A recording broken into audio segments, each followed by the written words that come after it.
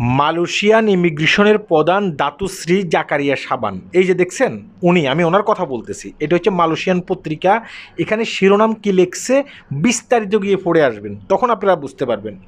উনি বলছেন যে স্থানীয় লোকদের উদ্দেশ্যে কথাগুলো বলতেছেন যে আপনারা যারা স্থানীয় লোক আছেন, কোনো প্রবাসীর কারণে আপনাদের কোনো সমস্যা হতেছে কি না সেটা আমাদেরকে জানাবেন। আপনাদের কাছে যদি মনে হয় যে একটা ফ্ল্যাটে অনেকগুলো প্রবাসী আছে, সেই প্রবাসীগুলো চিৎকার চেঁচামেচি করে, সঙ্গে সঙ্গে আপনারা আমাদের কাছে কল করবেন। আমাদের কাছে কল করলে আমরা সেখানে যাব, সেখানে গিয়ে আমরা রেট দেবো। রেট দেওয়ার পরে যারা অবৈধ প্রবাসী আছে তাদেরকে আমরা ধরে নিয়ে আসবো। আপনাদের চিন্তা করার কোনো কারণ নেই। আপনাদের যেই অ্যাড্রেস আছে সেই অ্যাড্রেস কিন্তু গোপন রাখা হবে। এটা কিন্তু সরাসরি আজকে কি হয়েছে, আজকে একটা সাংবাদিক সম্মেলনে তিনি কিন্তু কথাগুলো বলে দিছে। অর্থাৎ সামনের রেট যে আরও কত কঠিন হতে যাচ্ছে আশা করি বুঝতে পেরেছেন, তাই না? এতদিন পর্যন্ত কিন্তু সরাসরি জনগণকেই কথাগুলো বলে নাই। জনগণ নিজে থেকে অনেক ক্ষেত্রে কল করে বলতো যে আমাদের এখানে প্রবাসী আছে, চিৎকার চেঁচামেচি করে, তখন কিন্তু তারা আসতো, আবার নাও আসতো। এখন কিন্তু সরাসরি তাদেরকে বলে দিছে যে কোনো প্রবাসীর দ্বারাই যদি আপনাদের কোনো সমস্যা হয় তাহলে আপনারা কী করবেন, সরাসরি আমাদের কাছে কল করবেন। আপনাদের যে তথ্য আছে, আপনাদের যে আইডিয়া আছে সেটা কিন্তু গোপন রাখা হবে। অর্থাৎ আপনাদের কোনো সমস্যা হবে না। আমরা সেখানে রেট দেবো, সেখানে রেট দেওয়ার পরে আমরা অবৈধ প্রবাসীদেরকে গ্রেপ্তার করে নিয়ে আসব। আমার কথা মন দিয়ে শুনবেন। যেখানে দেখা গেছে কি 20-50 জন প্রবাসী আছেন, এখানে অনেক ক্ষেত্রে চিৎকার চেঁচামেচি করা হয়। বিশেষ করে আমাদের বাংলাদেশি ভাইয়েরা চিৎকার চেঁচামেচিটা বেশি করে।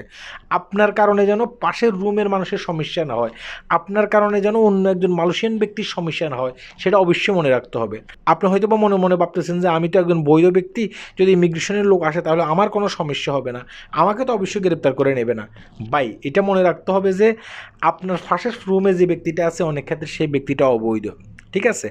আপনার কারণে সেই যেন গ্রেপ্তার না হয়, এটা অবশ্যই মনে রাখতে হবে। আপনার কারণে সেই ব্যক্তিটা যেন গ্রেপ্তার না হয়। আর একটা কথা বলে রাখি, সেই কথাগুলো মন দিয়ে শুনবেন। আমি আমার আগের বহু ভিডিওতেও বলেছিলাম, জানালার পাশে কাপড় চোপড় দেবেন না, বিশেষ করে লুঙ্গি এবং কি গামছা, এগুলো জানালার পাশে দেবেন না। এগুলো যদি আপনি জানালার পাশে দেন তাহলে কিন্তু ইমিগ্রেশন বিভাগের লোক কিন্তু বুঝতে পারে এইখানে প্রবাসী লোক থাকে, এখানে লুঙ্গি আছে, এখানে গামছা আছে। কারণ মালয়েশিয়ানরা লুঙ্গি এমনকি গামছা পরে না। কথা কি বুঝতে পারছেন? তাহলে এখানে আমরা রেট দিলে হয়তো বা কিছু অবৈধ লোক আমরা পেতে পারি। তাহলে আপনি একজন বৈধ ব্যক্তি, হয়তো আপনি চিন্তা করছেন যে জানালার পাশে এগুলো দিলে কি হবে, আমার তো কোনো সমস্যা হচ্ছে না, কিন্তু ভাই আপনার কারণে অন্য একজন অবৈধ প্রবাসীর সমস্যা হতে পারে। আমি যখন এটা নিয়ে একটা ভিডিও করছি, সেখানে একজন দালাল শ্রেণীর ব্যক্তি আমাকে এসে বলতেছে যে আপনিও তো লুঙ্গি পরেন, আপনিও তো গামছা পরেন, আপনি কেন এই কথাগুলো বলবেন? আমি ওই ভিডিওতে বলছিলাম যে এই টোট মারানির ফোলা, আমার কথাগুলো শোন। লুঙ্গি গামছা আমরা এগুলো পরি, এটি হচ্ছে আমাদের বাংলাদেশের ঐতিহ্য।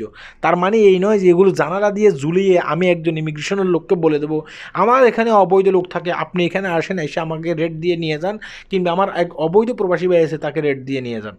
বিষয়টা কিন্তু তা না। তাই আমি বলবো যে আগে কিন্তু তারা জনগণকে এভাবে বলে নেই, যদি কোথাও আপনারা কোনো সমস্যায় পড়েন প্রবাসীদের দ্বারায় আমাদের কাছে কল করেন, এভাবে বলে নেই। আজকে কিন্তু তারা সরাসরি বলে দিছে, বলছে যে জনগণ যদি কোথাও কোনো সমস্যায় পড়েন অবৈধ প্রবাসীদের দ্বারায় কিংবা বৈধ প্রবাসীদের দ্বারায় আমাদের কাছে কল করবেন, আমরা তৎক্ষণাৎ সেখানে গিয়ে পৌঁছিয়ে যাব, পৌঁছিয়ে ওখানে আমরা রেট দেব।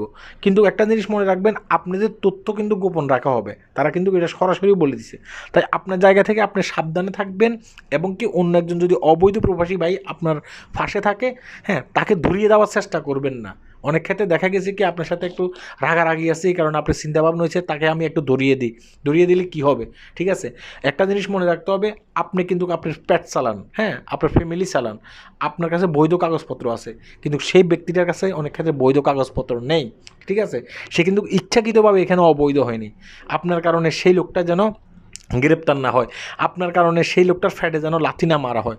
মনে রাখতে হবে তার ফ্যামিলি আছে, তার ফ্যামিলিকে সে চালাইতে হবে।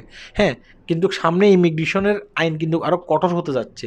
তারা প্রতিটি জায়গায় রেট দেবে। এই যে দেখেন না, 30শে এপ্রিল পর্যন্ত লাস্ট সুযোগ, এটার পরে কিন্তু আরও কঠিন কঠিন অপরিস্থিতি হবে। খুবই সাবধানে থাকবেন, যে যেখানে থাকবেন ভালো থাকবেন। আমি আপনাদেরকে ভয় দেখাচ্ছি না, আমি আপনাদেরকে সতর্ক করতেছি। অনেকে এসে বলে যে আমি নাকি আপনাদেরকে ভয় দেখাই, আমি আপনাদেরকে ভয় দেখাই না, আমি আপনাদেরকে সতর্ক করি। আশা করি আমার কথাগুলো বুঝতে পারেন। এর চেয়ে বেশি অনেক ক্ষেত্রে দেখা গেছে কি ভিডিওর ভিতরে বলা যায় না, ঠিক আছে?